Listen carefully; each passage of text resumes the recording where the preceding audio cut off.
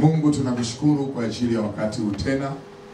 Asante kwa sababu tupo ukingoni kabisa wa kuhitimisha maombi yetu ambayo yamebeba kauli mbiu, mwanangu nataka nikupe raha. Na wewe ni baba yetu, lakini pia sisi ni wazazi wa kiroho kwa wale tunaowaongoza. Tunakusii Baba uliye mbinguni, wape raha watu wako. Amen. Nasi tumewaombea hiyo raha, na tumeomba kwenye maeneo yote. Tumeomba kwenye eneo la uhusiano na ndoa, tumeomba katika eneo la biashara na kazi, tumeomba katika eneo la elimu na maendeleo, tumeomba katika eneo la huduma na ukuaji, tumeomba katika maeneo kadhaa. Na tunajua kwamba yale tuliyoyaomba sawa sana kitabu cha Marko, ya kwamba maadamu hatuna shaka katika mioyo yetu, hayo tuliyoyaomba yote tangu day one, tangu siku ya kwanza, yamekuwa yetu. Amen. Yamekuwa yetu. Amen. Yamekuwa yetu. Amen. Na kama alivyoomba yule mama ambaye mwanae alikuwa akisumbuliwa na mapepo kwa muda mrefu, akamwambia Bwana Yesu, nisaidie kutokuamini kwangu.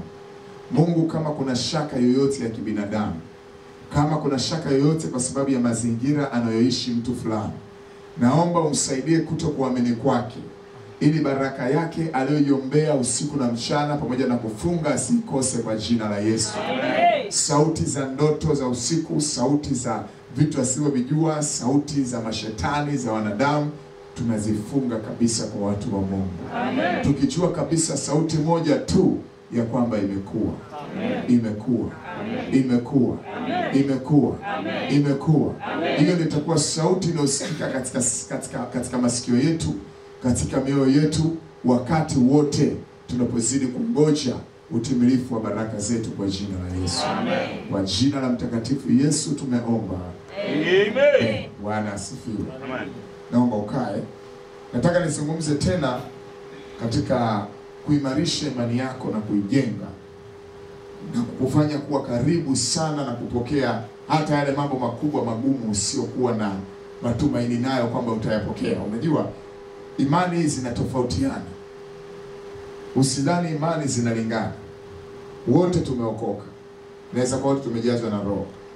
Lakini kuna watu ambao wana imani kama karama. Kwa sababu moja ya karama ya muhimu sana inaitwa neno la imani. Lakini kuna ile imani ya kila mmoja kwamba anaamini. Ndio maana kuna sehemu ambazo Yesu alisema, sijaona imani kubwa namna hii katika Israeli. Tena nakuta huyo mtu ambaye Yesu anamtaja na imani kubwa isiyokuwa ya kawaida, ndio siku ya kwanza anakutana na Yesu. Wakati wanatembea na Yesu, wanaoishi na Yesu, wanaogopa, wana wasiwasi. Wakiambiwa wapeni watu chakula, wanasema mikate hii 5 itawatosha wapi? Lakini mtu tu amekuja na amesikia habari za Yesu na amesiamini kutoka imani kwake, anamwambia Yesu, sema neno tu na mtumishi wangu atapona. Mwingine anakuja amesikia habari za Yesu, anasema nikigusa tu mavazi yake nitapona. Lakini kumbuka, walikuwepo waliokuwa nakaa na Yesu usiku na mchana na wanamuibia. Hawabadiliki. Yuda alikuwa pale na Yesu, na kwa sababu alikuwa na kaelimu kidogo ya mahesabu na uhasibu, Yesu akamwamini kabisa, akamkabidhi na mfuko wa hazina. Akamwambia, wewe Yuda Iskariote, sio Yuda ndugu yake Bwana, wewe utasimamia mambo ya fedha kwenye kanisa hili jipya la Yesu. Alafu wewe Filipo, na wewe Nathanieli, na wewe Andrea, nyinyi mtasimamia protokoli za watu kuja kuniona. Wewe Petro utasimamia mambo ya usafiri. Mnapotaka kwenda Galilaya, Idumaya, maeneo mbalimbali, wewe Petro utasimamia. Watu wamewapa majukumu. Na wewe Tomaso utasimamia kitu fulani. Lakini wale waliokaa naye muda mrefu, baadhi yao ndio walikuwa na matatizo, ndio walikuwa na shida. Na hiyo hali ipo hadi leo. Na ndio maana wengine hatushangai kwamba watu ambao tumekaa nao muda mrefu unakuta ndio wanakosea kuliko wale ambao hawajakaa nao muda mrefu. Sisemi wote. Wapo umekaa nao miaka 5, miaka 7, miaka 10, anakwenda kukosea kwa jambo la kitoto kabisa kiroho. Anaenda kufanya makosa ya kijinga kabisa kiroho, ambayo usingetarajia mtu kama huyo ayafanye, kwa sababu amekaa na Yesu muda mrefu. Kumbe anaingiza mkono kwenye mfuko wa hazina, anagema, anachukua. Kumbe anakwenda kufanya vitu vya ajabu mitaani. Wakati sisi tunajua ni mtu ameokoka, tunamwamini ni mtu mzuri, lakini wanemjua mitaani wanajua huyu kahaba, wanajua huyu mwizi, wanajua huyu muongo, na wanasema hata kanisa lake analosai tunalijua. Lakini sasa hamna kitu humo. Na huku pengine kapewa jukumu kanisani, simamia kazi fulani, simamia huduma fulani, simamia shughuli fulani, na watu wa kanisani wote wanasema kabisa yule mtu wa kuheshimika, kwa sababu kapewa kusimamia hichi, kapewa kusimamia kile, kapewa kushika hichi, kapewa kushika kile, kapewa kushika hiki, kapewa kufanya kile, anafanya hiki na kile. Lakini kwa watu wanayemjua huko mitaani, wanamjua hamna kitu kabisa. Sasa huwezi kumleta mtu wa namna hiyo, mwenye tabia za yule Iskariote, mwenye tabia za Tomaso, ambaye unaweza kumfananisha na mtu ambaye siku ya kwanza tu amefika kanisani anasema nusu ya mali yangu na wapa maskini. Na kama nikigundua nimemnyang'anya mtu kitu kwa hila, namrudishia mara 4. Huyo mtu imani yake iko juu, hawezi kumwibia Yesu kama Yuda. Zakayo ndivyo alivyosema siku anakutana na Yesu. First time anakutana na Yesu, anaambiwa shuka, imenipasa leo nishinde nyumbani kwako. Biblia inasema akamwambia Yesu, kama nimechukua kitu cha mtu kwa hila, narudisha mara 4. Imetokea nimeletewa kitu bila kujua kwamba kitu hichi ni cha hila, ni cha wizi, siangalia hasara yangu, naangalia mwenye mali yake, namrudishia kile na namuongezea. Lakini natazama kuhusu maskini. Wakati Yuda anaambiwa achukue sehemu ya ule ya hazina iliyokuwepo ili ikafanye kitu fulani, Biblia inasema anajifanya anawahurumia maskini, lakini alikuwa mwivi. Mwambie jirani yako, imani yako imezidi kweli? Na je, unayo? Nadhani nitaendelea na mambo yangu ya fundisha katika siku zijazo, ili tufahamu ya kwamba tupo kanisani, tupo mbele za Mungu, lakini tunatofautiana sana viwango vya imani. Na jambo lingine ambalo linaleta kutofautiana sana viwango vya imani, wakati mwingine hata ni ufahamu. Sio wenye ufahamu sana ndio wanaamini, sio wenye ufahamu mdogo hawaamini. Lakini ufahamu wetu kuhusu Mungu, uelewa wetu kuhusu Mungu, upendo wetu kuhusu Mungu, watu ambao wana upendo ndani yao kuhusu Mungu huwa hawamkosei Mungu. Na ikitokea wamekosea, wanalia sana, wanalia sana, hawezi kuendelea kukosea.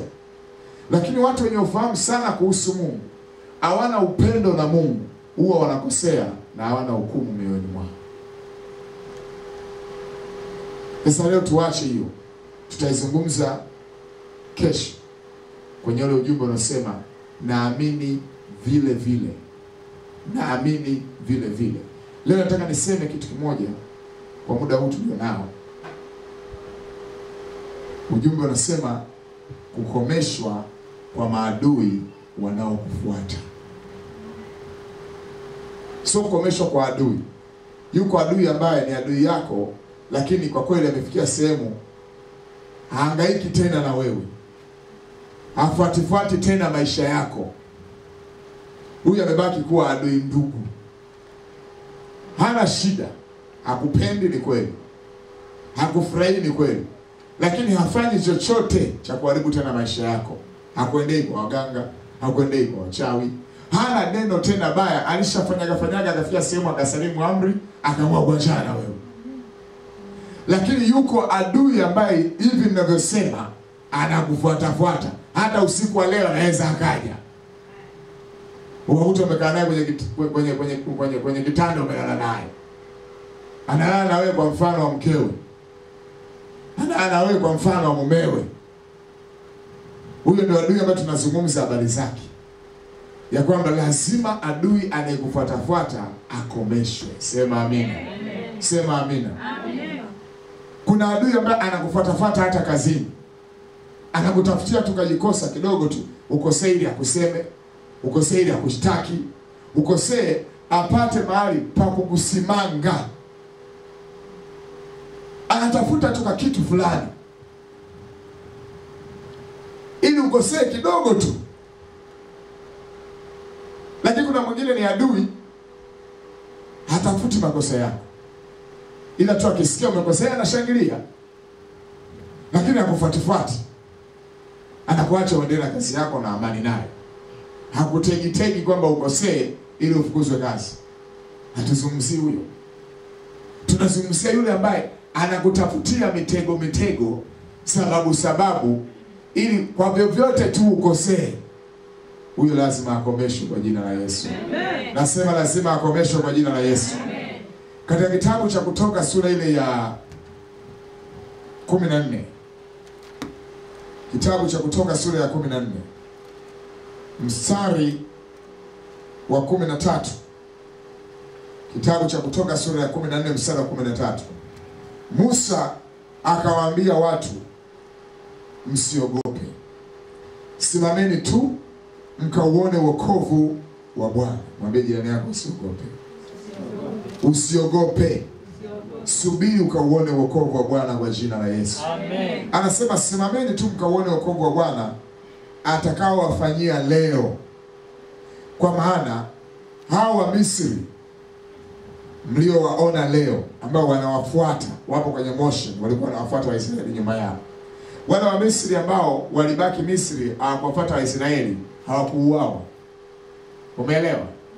Mwambie ndani yako, nifuate uone. Kama unarukaga usiku, nifuate uone.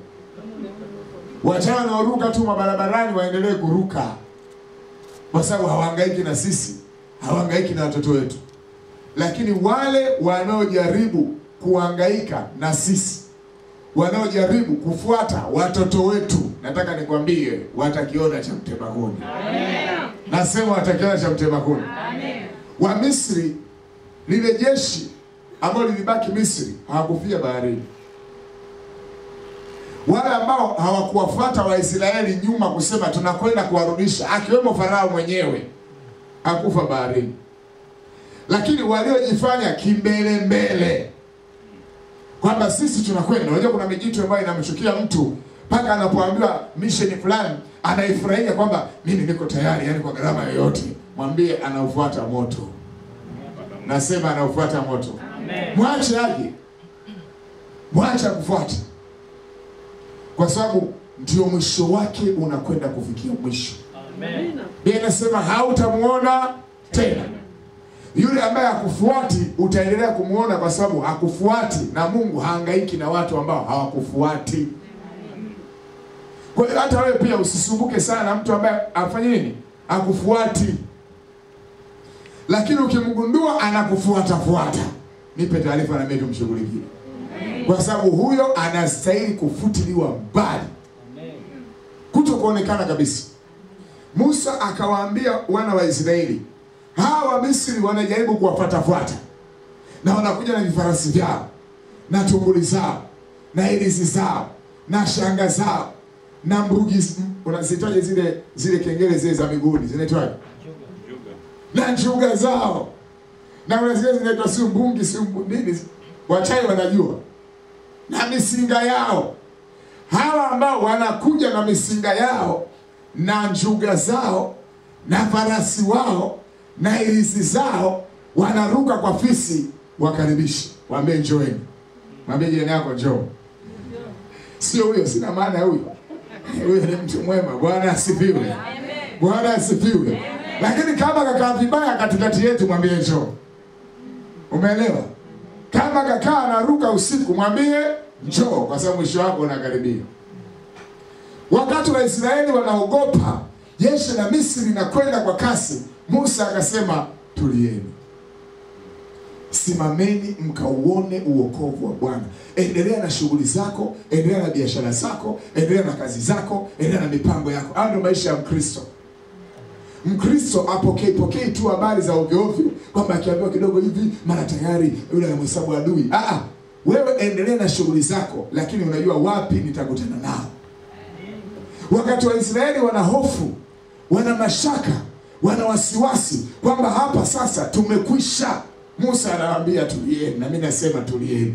Amen. Nasema usiogope. Amen. Kama wanaruka pembeni ya nyumba yako, acha waendelee kuruka. Kwa sababu wanastahili kulogwa, bado wapo. Maana wamemkataa Mungu. Mwambie jirani yako, wanastahili kulogwa, wapo. Wanachukua wake wa watu, wanastahili kulogwa. Wanachukua ume wa watu, wanastahili kulogwa. Wanaibia watu, wanastahili kulogwa. Wanastahili kulogwa, wapo. Wanaebaka watu, wanastahili kulogwa. Wewe unakwenda kumbakia mtu katoto kake na ukategemea, na anajua akikupeleka popote kesi hawezi kukushinda kwa sababu wewe tajiri, kwa sababu una mali. Anachokifanya, anamshtakia Jehova, anaenda kuaruka usiku. Anasema ni huyu baba huyu kambaka huyu binti, na wala tukimwambia atuelewi. Anasema mkijaribu na amali zenu, mara ghafla anajikuta huko hapa kama vile kuku. Mwambie yako wanastahili kulogwa, wapo. Hiyo ni mpya.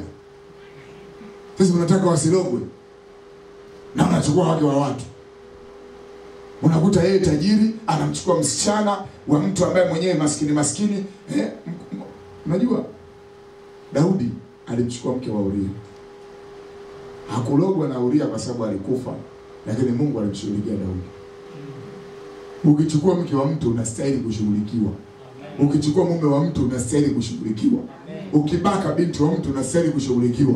Sasa wanakushughulikia kiasi gani? Wanajua kushughulikia.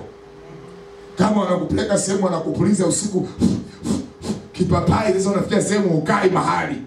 Kila unapokaa kazi yako unakwenda tu. Wapi na bado na safari. Wapi? Chagua iko mpaka uje kwa Yesu utubu, sema amina. Ukija hapa Mungu atakurehemu. Kwa sababu anasema dhambi zako anaweza kuzitupa nyuma yako. Na ukisha ukoka utendi dhambi tena. Bwana asifiwe. Bwana asifiwe.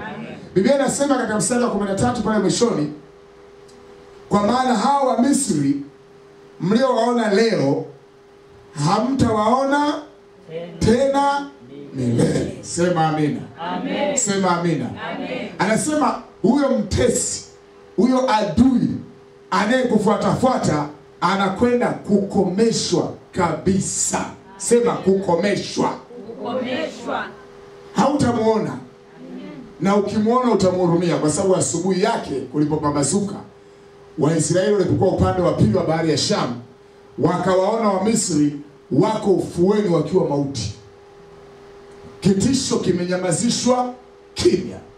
Leo tutanyamazisha vitisho vyote. Amen. Vitisho vyote vinakuja kwa njia ya ndoto, vinakuja kwa njia ya maono, vinakuja kwa sauti, vinakuja kwa kuambiwa, vinakuja kwa watu kukunenea vibaya.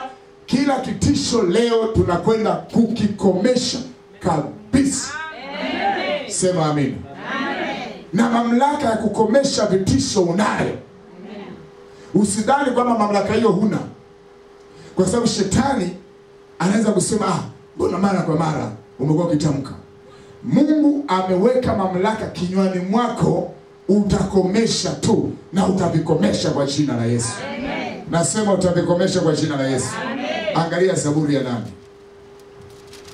Angalia Zaburi ya 8 mstari wa 2. Zaburi ya 8 mstari wa 2. Biblia inasema, Zaburi ya 8 mstari wa 2, Biblia inasema vinywani mwa watoto, Biblia inasema bali wote waliompokea aliwapa uwezo wa kufanyika watoto wa Mungu. Anaposema vinywani vya watoto, Mungu anamtaja mtu anayemwamini. Umeelewa? Sasa ni wewe mwenyewe tu kama unatumia mdomo wako vibaya kutukana watu, kulaani watu, ni wewe. Lakini Mungu anategemea kinywa chako kitumike kwa umakini. Anasema vinywani mwa watoto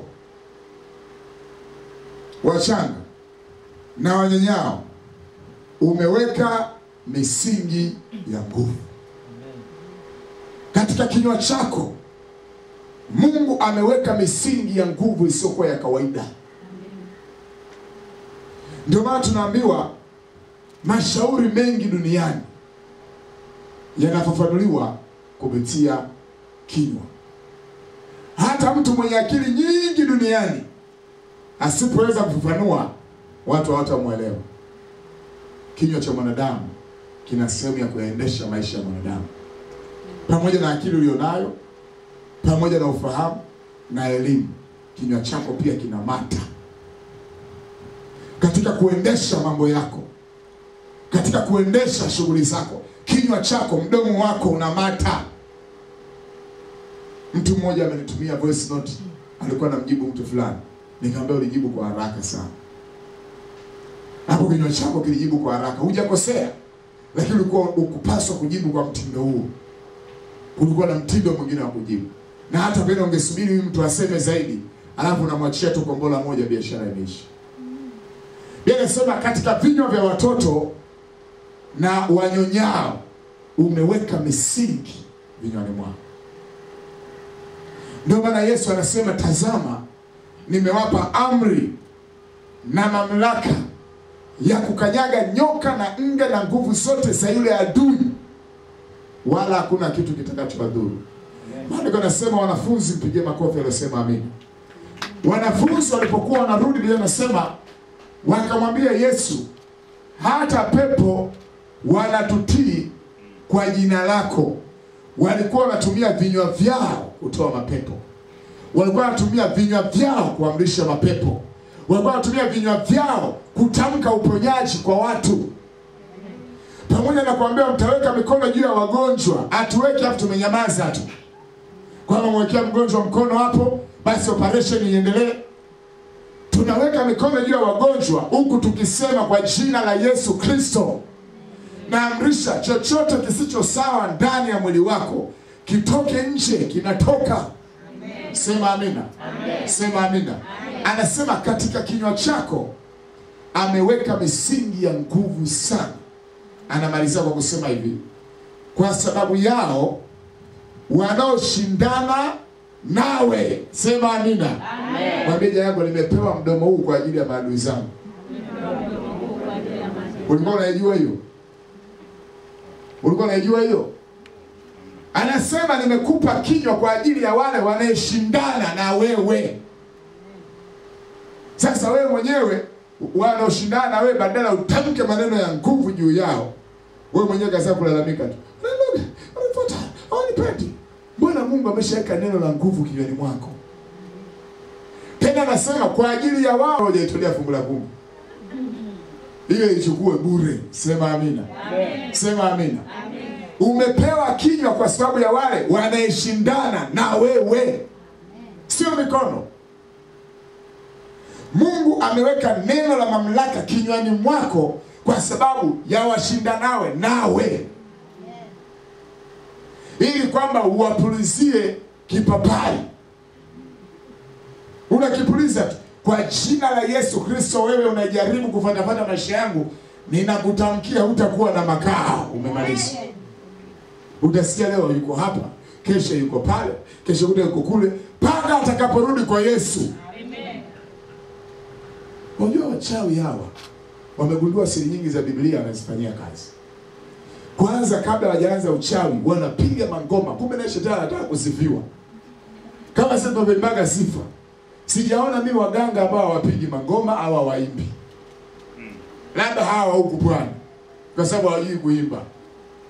Lakini ukienda huko bara, kila mganga lazima kidogo apigiwe biti chama sina mwenyewe mlima. Huni ngoma lenda kwenye janga. Lazima aimbiwe. Ndio mashetani hayo yanakuja yanasema tumeshafika. Tumeshafika. Tumeshafika. Sema, sema, sema, sema, sema, sema. Alafu yenyewe makali. Yaani yule mtu ambaye anapokea mashetani anaitwa kiti, anakuwa mkali ukichelewa kusema kibao. Umepata neno la kusumbua, tumeshakuja. Unaanza kusema nataka mambo yake yaharibike, nataka afukuzwe kazi. Aya, tumeshasikia. Weka pale ng'ombe, weka pale ng'ombe, weka pale ng'ombe. Ng'ombe shingapi? Milioni. Unaweka pale. Wachawi wanajua nguvu ya kutamka. Tunawageuzia kibao. Nasema tunawageuzia kibao. Tunawageuzia kibao kwa jina la Yesu. Anasema kwa sababu yao wanaoshindana nawe. Alafu wafanye nini? Wafanye nini? Simsome hapo au jana Biblia. 1, 2, 3. 1, 2, 3. Uwakomeshe adui na mjilipiza kisasi. Sema amina.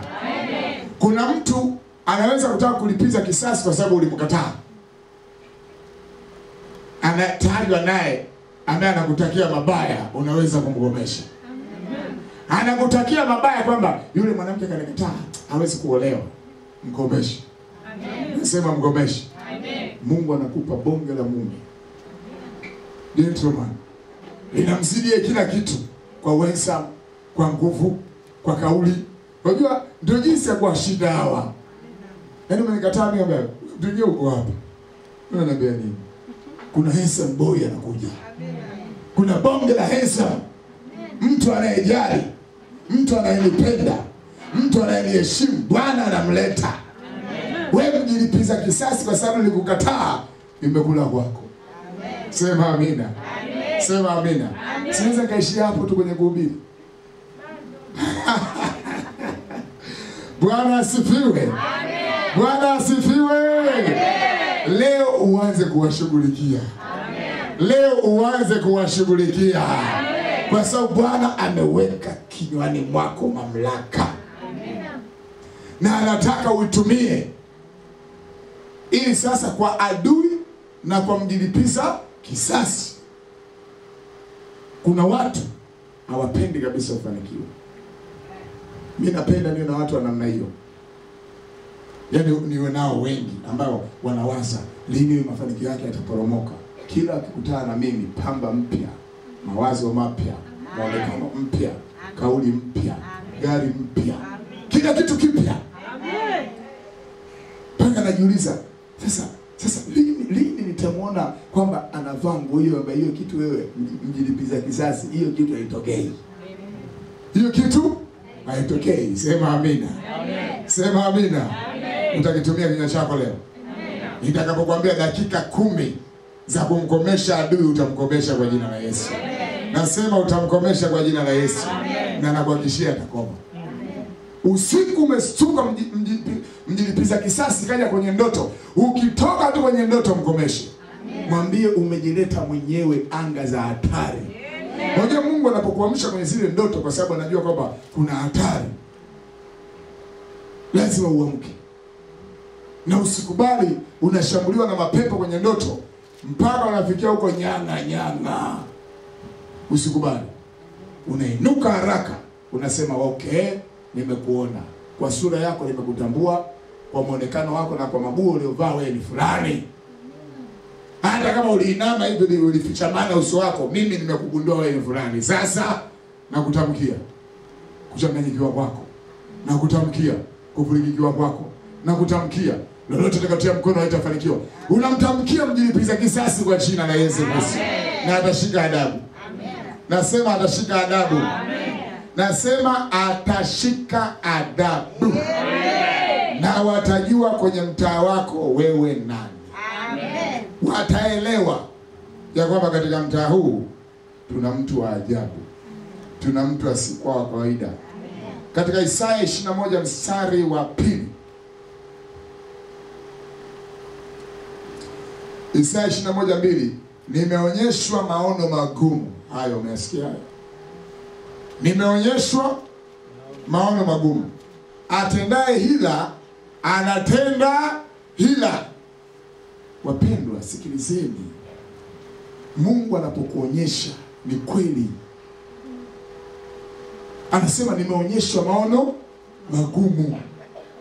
Isaya 21:2. Nimeonyeshwa maono magumu. atendaye hila anatenda hila. Usidharau ndoto zako. Usidharau. Nimeonyeshwa maono magumu. Atendaye hila anatenda hila.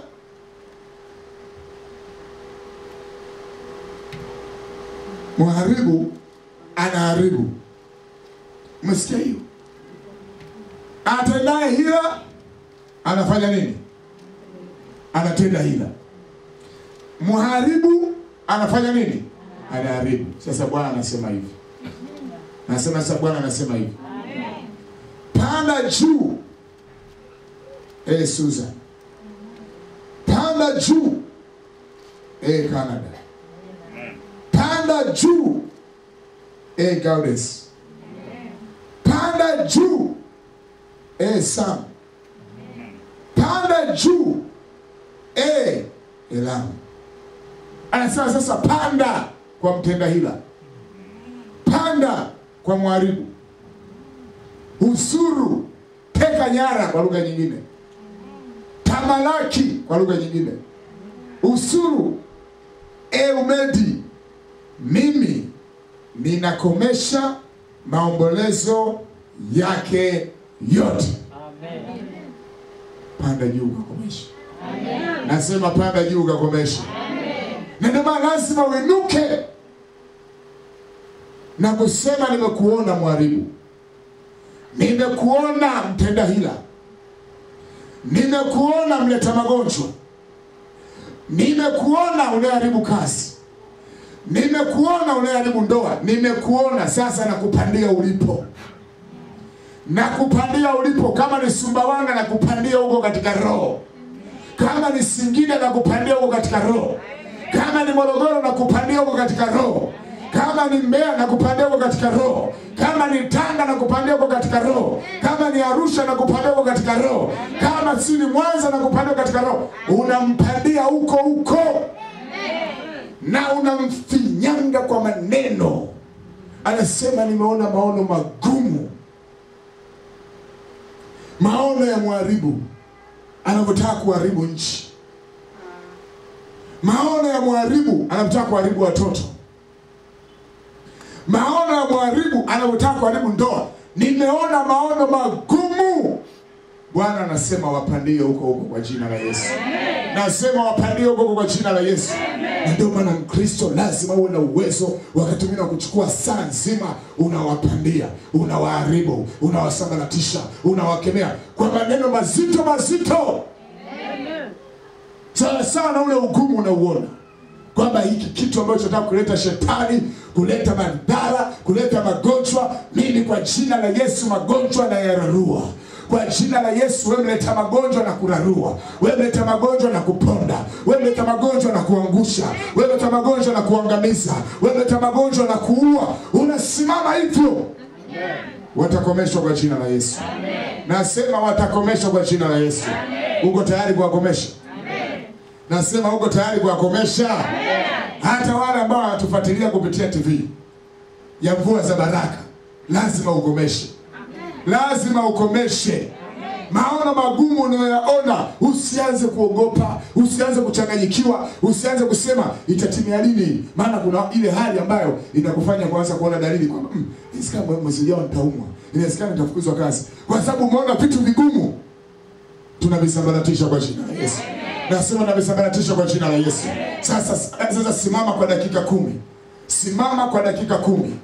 Simama kwa dakika 10 na ushughulikie vitu vigumu. Vikomeshe vitu vigumu. Sambaratisha vitu vigumu kwa jina la Yesu Kristo, kwa jina la Yesu.